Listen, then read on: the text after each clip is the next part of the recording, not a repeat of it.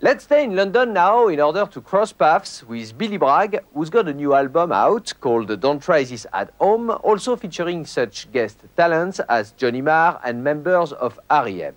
Billy's spent the past 8 years fearlessly serenading the cause of socialism in one of the worst voices ever to find its way onto vinyl. However, with the breakdown of communism in the Soviet Union and the end of Maggie Thatcher's reign in Britain, Bill has had to rethink his general policies a bit. Thus, he's turned his talents to writing songs with short, punchy titles like Sexuality.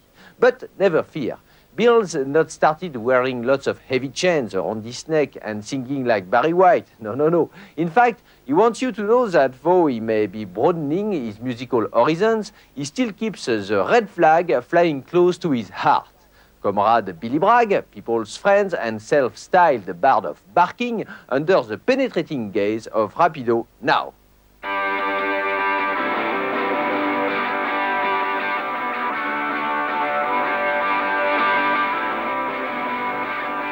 This is Billy Bragg performing in Moscow before the recent upheavals in the USSR.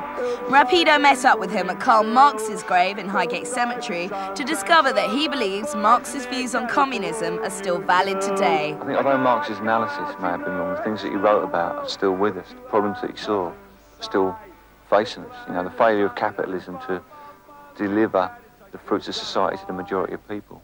I mean, that's why socialism was born in the first place. Though they're still very, very relevant. Unemployment, bad housing, poverty, hunger, ignorance around the world, all these things have still got to be combated. So really, to me, it's just a phase has ended, a philosophical phase, but the struggle carries on. I look out, my country's patriots are hunting down below. What do they know? More than anyone else, Billy's represented the voice of politics in pop, from supporting the miners to campaigning against the Gulf War. But his protests come from the heart rather than the Communist Manifesto. As far as I'm concerned, I came to socialism by a humanitarian route. So I didn't come to it for a Marxist-Leninist route. So it's not difficult for me now that the ideological manifestation of that is perhaps bankrupt, to step back to the humanitarian side and start again. I still have those humanitarian ideals. You know, I should imagine that Marxists are very confused at the moment, don't really know what to do. He said we don't like these campaigners round here, as you know, another one to the wall. And that's what gets me in trouble, heaven help me. Goodbye and good luck to all the promises you've broken. Here's Billy and his band working through Accident Waiting to Happen from the new album Don't Try This at Home, featuring R.E.M. and Johnny Marr. This doesn't mean he's sweetened up his lyrical concerns, no matter how boring politics may seem to the general public. Politics generally are boring. If you look at the House of Commons, it is pretty boring. They're pretty boring people. But unfortunately, politics intrudes into all our lives.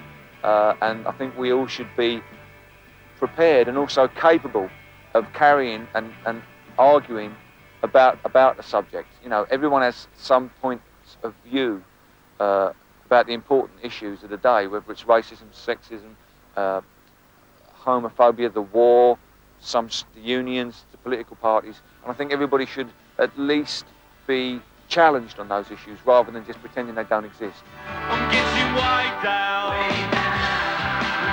Billy's commercial breakthrough came this summer with the song he co-wrote with Johnny Marr and sang with Kirsty MacColl. Called Sexuality, it's about safe sex.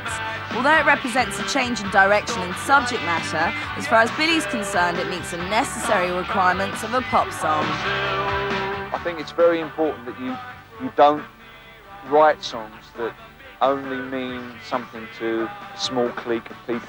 You've got to try and reach a lot of people without generalising. You mustn't generalise, but by the same token, you've got to try and say what you say in a certain way that a lot of people can understand it, that it's accessible as an idea.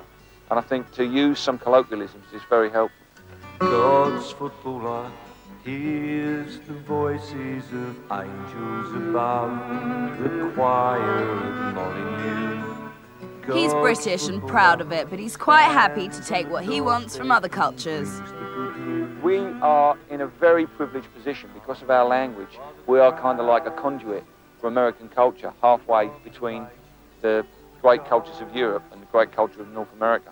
And we're kind of like, you know, we have easy access to their culture, and then we can, you know, when it pleases us, stand with them culturally, and then when it pleases us, we can lean towards Europe culturally. But I don't think you can judge a country on their pop songs.